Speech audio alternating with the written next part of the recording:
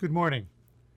Every year, on the 11th day of the 11th month at the 11th hour, Canadians pause to remember those who fought in the First World War, the Second World War, the Korean conflict, the war in Afghanistan, and other conflicts that have occurred around the world where Canadians have served.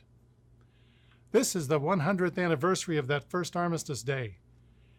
So I've asked Colin Nash, a manager that once worked here, to share with us around his service in the Welsh Regiment of the British Armed Forces, where he saw active duty in Northern Ireland.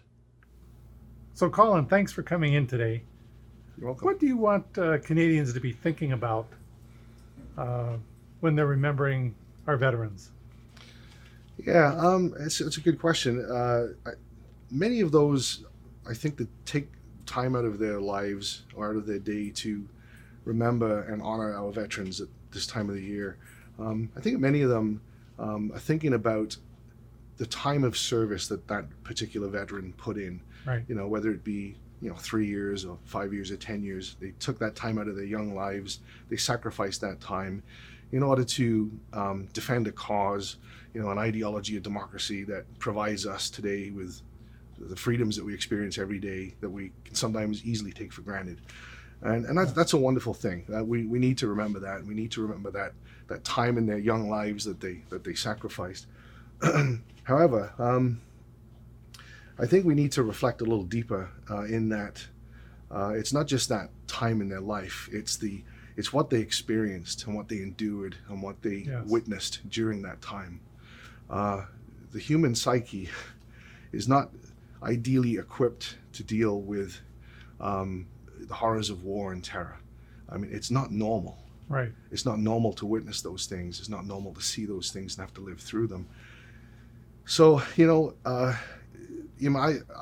many people today, when they find out somebody has served in the military, they'll extend a hand and they'll say, "Thank you for your service." I've had that happen to me many times.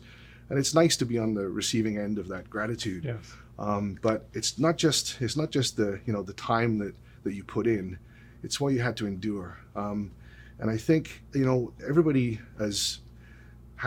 not everybody, but many people know of stories. I have a relative, an uncle, a grandfather, something who served in the Second World War, in the Korean War, whatever, proudly served for their country, never wanted to talk about it.